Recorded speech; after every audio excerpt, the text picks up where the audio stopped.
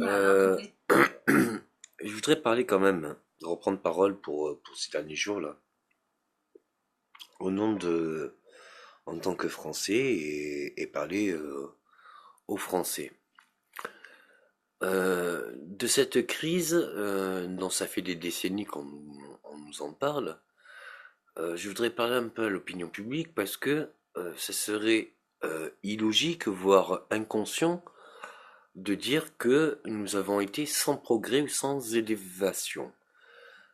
Il y a eu des grands changements, et cela à tous les niveaux. Je ne sais pas si vous vous rappelez un peu les politiques sous Mitterrand, sous Chirac et sous Sarkozy, mais il y a une réelle évolution. Et sans parler de la politique, je dirais que euh, les Français, ou de nationalité française sur le sol français, il y a une grande évolution, aussi bien dans la conscience, aussi bien dans l'ouverture d'esprit, aussi bien dans les capacités.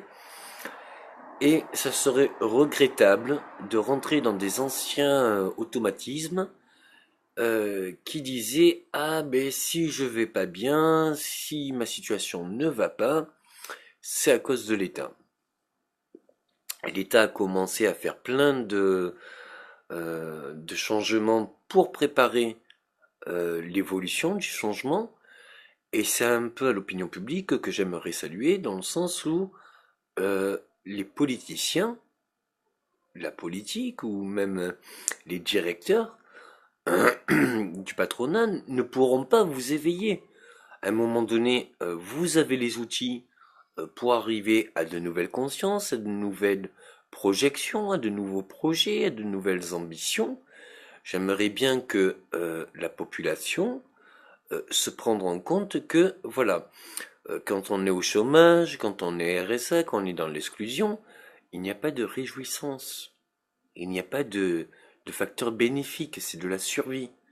À un moment donné, c'est dans l'intérêt de chacun de s'élever sa propre personne, par les erreurs, par les réussites, par tout ce qui construit, pour en arriver à une évolution. Euh, je me doute bien que à chaque fois, et je le constate personnellement aussi, il y a des hauts et des bas. Et ce qui fait débat, c'est souvent des impulsions qui, sur le moment, l'émotion est dure à gérer ou autre. Et on va décider une certaine orientation. Mais au-delà de ça, euh, souvent ce qui nous rappelle à l'ordre, c'est le pourquoi nous sommes. Donc, ce que je voudrais dire pour vous éclaircir, c'est que même si pour moi, j'estime que j'ai fait ma BA, que j'ai bien donné ici et ça, ça veut pas dire que plus personne se reconnaît dans la direction que je veux ou de ce que je veux faire pour la France ou pour les Français. À un moment donné, j'aimerais qu'on soit un peu honnête, chacun de nous en tant que Français, pour se dire que non, il y a eu des grandes évolutions, qu'on n'ait pas assez de recul pour voir l'évolution que ça prend dans le temps, ou qu'on en voie le fruit, d'accord, mais les évolutions, elles ont été là.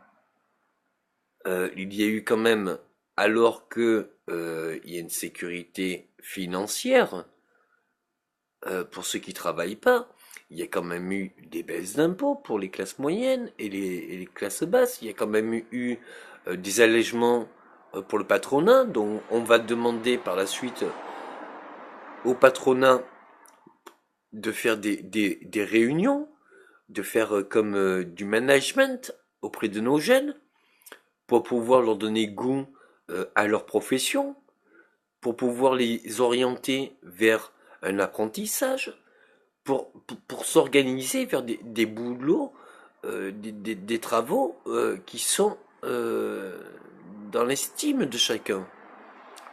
Et puis, surtout, on n'essaye pas de mettre dans l'exclusion une classe, mais on essaye bien qu'à chaque niveau, que ce soit patronat ou alors employé, que chacun se réjouisse.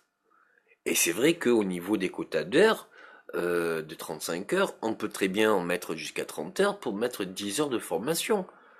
Parce que quand on voit formation comme travail, bon d'accord, ça peut être un effort. Mais si c'est 10 heures de formation sur notre passion, eh bien du coup, au lieu que ça soit un travail avec des efforts, c'est un accomplissement, c'est un aboutissement, c'est un outil qui nous permet de se réaliser dans un sujet qui peut être complémentaire, voire polyvalent. Et puis nous avons besoin de ça, nous avons besoin d'innover, nous avons besoin de nous orienter, nous avons besoin surtout de changer de pensée.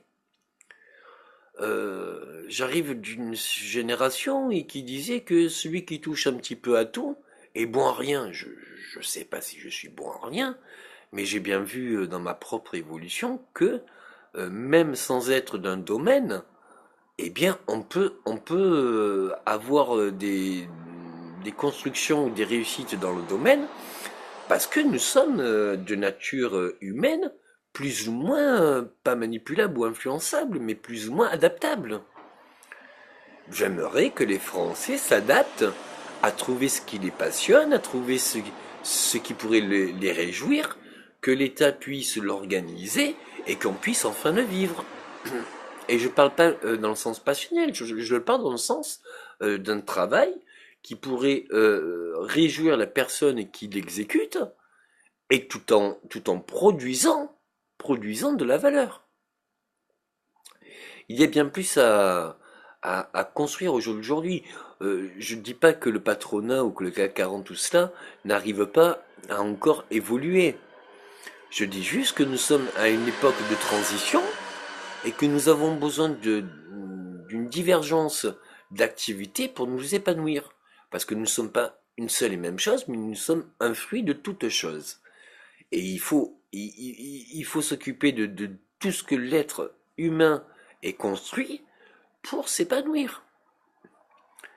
Donc à un moment donné, oui, un aménagement de l'école était bien plus intéressant parce que justement, ça permettait aux enfants, d'avoir la base, qui est vraiment obligatoire, dans le sens que c'est l'outil c'est l'outil qui est proposé à la conscience, mais aussi de donner d'autres activités pour que les enfants puissent se découvrir selon leur personnalité, qui est bien un stéréotype identique à chacun, et qui puissent se révéler. Si on passe 8 heures ou 10 heures par jour à l'école, et 7 jours sur 7, vous vous rendez bien compte que même à 20 ans, on sait toujours pas ce qu'on fait, puisqu'on n'a jamais fait ce qu'on a voulu, on a fait ce qu'on nous a demandé de faire. Donc choisir après un métier, ben c'est délicat, on ne sait pas choisir quel métier pourrait nous épanouir, puisque on n'a pas été habitué à nos choix. Et puis de toute façon, on ne connaît pas forcément tout notre caractère. Il y a une grande diversité à prendre conscience que nous devons nous diversifier. Souvent, j'ai pensé que l'élaboration euh, d'une vision de ce qu'on pourrait se faire, d'une évolution de croissance, tout cela pourrait être intéressante. Mais ce qui m'a permis de le concevoir, c'était surtout le bienfait que pourraient avoir les personnes qui y participent.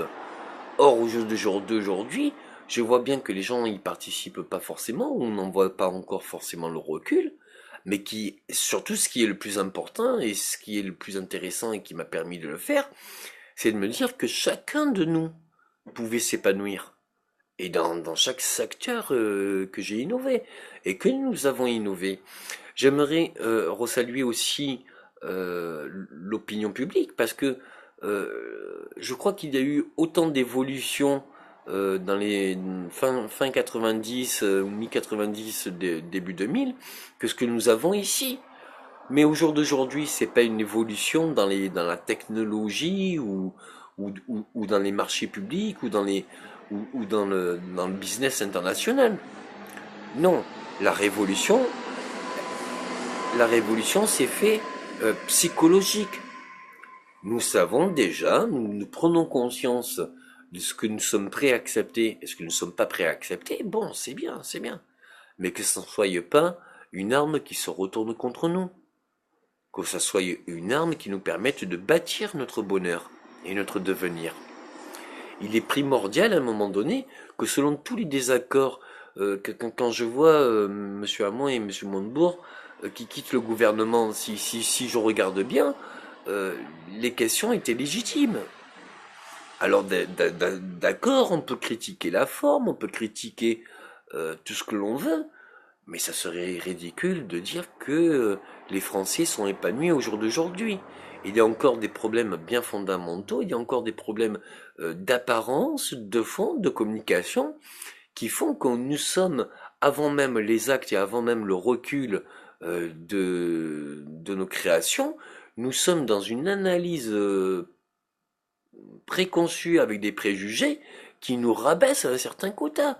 Il faut voir quand même l'évolution qu'on a permis en ce monde. Et ça fait... Je voudrais bien que vous réclamez encore Monsieur Sarkozy, dont j'ai toute mon affection. Mais à un moment donné, il faut bien voir l'évolution qu'il y a eu dans la société depuis 2 ans qu'il y a Monsieur Hollande. C'est quand même sans précédent. Les découvertes que nous avons fait en ce monde, les innovations qu'on a fait aussi bien scientifiques, aussi bien spatiales que scientifiques, que médicales, que sociales. Nous ne devons pas nous rabaisser à un instant présent. Nous devons nous projeter et voir toutes nos innovations, comment les orienter sur un devenir qui puisse être le bénéfice de chacun. Quand je vois l'évolution que ça prend au niveau scolaire, où les gens concernés, que ce soit les parents d'élèves ou les professeurs, disent qu'il y a un réel problème d'organisation. Mais bien sûr, et Rome s'est pas fait en un jour. Mais enfin, au lieu de regarder les problèmes d'application, projetons-nous sur la décennie ou autre qui viendra et les bénéfices qu'il y aura face à ces activités. Nous arrivons à une ère où tout est possible. Du part de notre construction, du part de nos conceptions, nous sommes capables d'un tout. Profitons de ce tout pour être au moins heureux. Si nous pouvons tout être, autant être heureux. Et heureux ne veut pas être sans activité. On devient fou complètement si on n'a pas d'activité. Il arrive un moment donné où nous sommes dans l'obligation de pouvoir s'épanouir, de pouvoir grandir, plutôt que de se rabaisser avec ou ce qu'il a été ou de ce qu'il est au présent et qui n'a pas porté encore ses fruits. Il faut à un moment donné de l'union qui nous permette de pouvoir continuer, arrêter quelque part ces jeux d'images qui nous portent à défaut et qui enlèvent la confiance aux Français, et les rassurer que de toute façon, quelle qu'en soit l'image ou quel qu'en soit le périple qu'il y ait eu jusqu'à maintenant, il faut quand même être objectif. Il y a eu des grandes avancées, il y a eu des grands travaux, il y a eu des grands aménagements, il y a eu des grandes perspectives. Que ça soit dans l'énergie, que ça soit à tout ce que nous avons dénombré.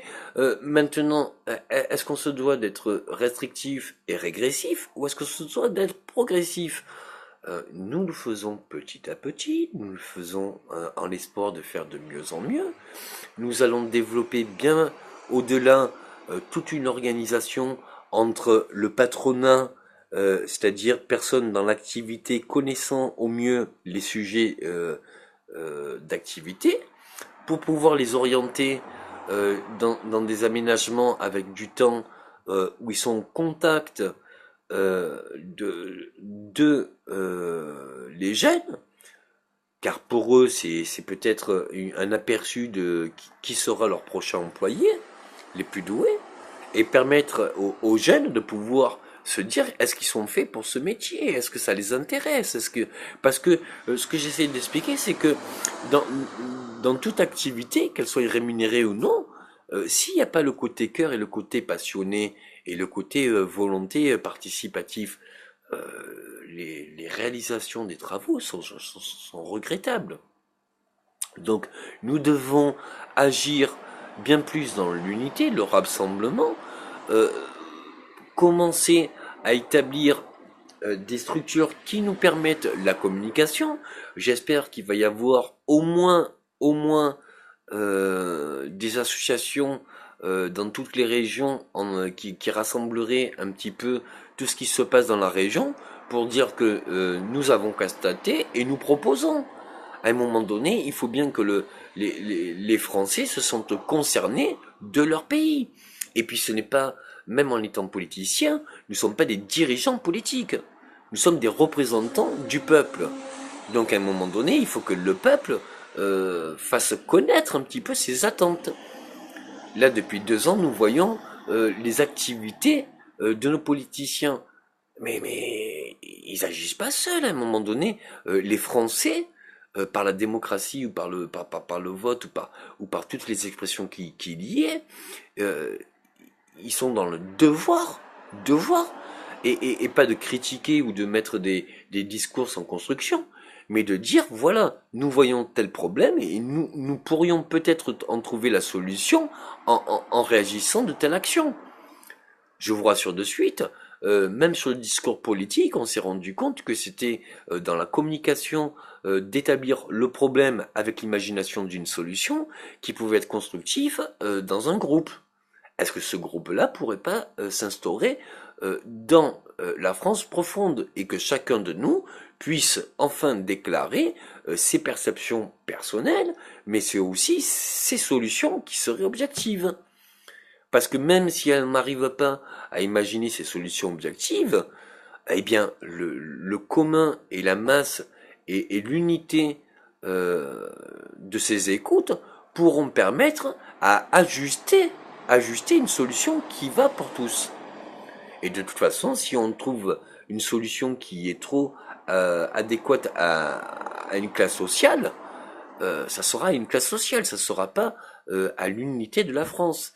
Or, nous avons un seul et même code pénal, nous avons un seul et même sol. Nous devons nous donner les mêmes chances à tous les niveaux et à tous les, les classes pour pouvoir apporter quelque chose et se sentir concerné. Le grand désavouement des Français lors des élections et du vote blanc, je pense que c'est parce que ils n'ont pas leur droit de parole. Mais il y a des endroits où les Français peuvent s'exprimer. Et là où je demanderais un rassemblement, c'est que dans chaque circonscription, nous pouvons nous retrouver sur des sujets qui soient aussi bien présents, mais qui peuvent déboucher sur des orientations futures. Nous ne pouvons pas être gérés dans une direction qui ne nous convient pas, et nous ne pouvons pas accepter quelque chose qui nous est indifférent.